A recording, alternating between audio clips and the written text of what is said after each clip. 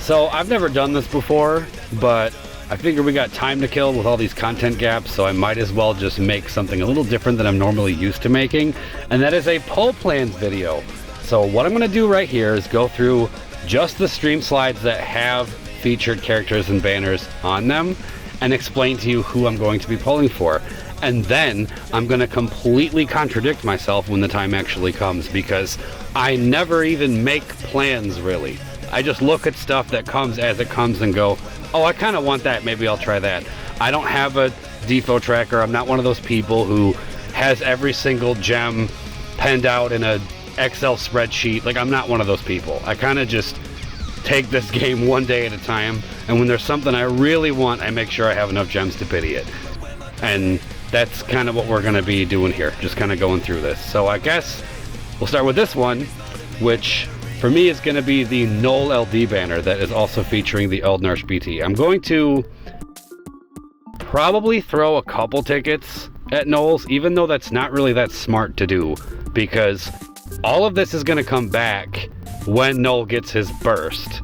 So it would probably be smarter for me to wait, but I am an impatient bastard, so I'm going to throw some tickets at this now to maybe make that challenge quest a little bit easier on me.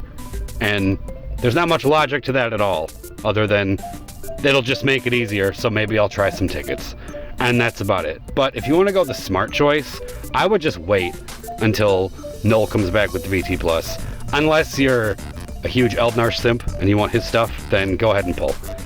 And now moving on to the Strago Lost Chapter banner, which I am not pulling that banner for Strago because I got his stuff the first time around. Very cheap too, if I might add, so that was cool. But I will be pulling it for Ashe, because I think that Ashe is going to be severely slept on. I think she's going to be a lot better than people seem to be giving her credit for. Don't say I didn't warn you. We'll see how this ages. That's just the feeling I have. I guess we'll see. And Iroha, 100%, I'm going all in. That's probably where I'll use gems, because I definitely want to secure her. She's solid, so I'm all about that.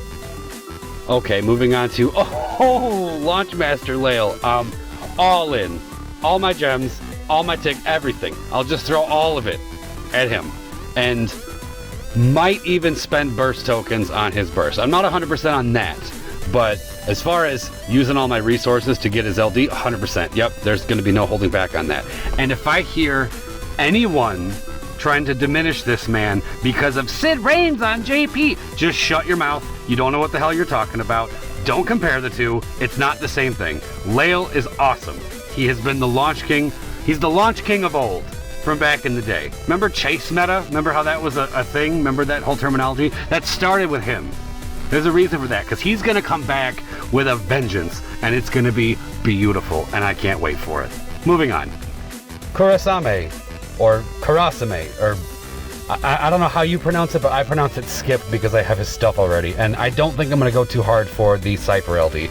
Gonna be honest, don't really know much about what it does, but I mean, if you've been watching this long for some reason, this video, I basically said I'm pulling on every banner up until this. So I gotta slow down somewhere, and unfortunately, Cypher, it's gotta be with you.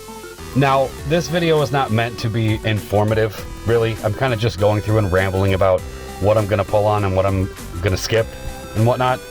But if I can throw in my 2 cents, maybe throw in some advice, I would say to newer players who weren't around for when this guy first came about, if you missed his stuff, get it. Because there's this whole discussion happening about call abilities and whether or not there are call abilities that are worth pitying. And a lot of that is kind of up for debate. Depends on the call you're talking about. But my personal opinion, this dude is one of those call abilities. Get this call ability. Even if you never use this guy on the team, this call ability is so good. That debuff of his and that damage up is irreplaceable. But there's other people who do HP damage up too. Yeah, so stack them. You'll be hitting like trucks the whole time. You have him, you have Jack, you have, I don't know, Gabrant, Ignis.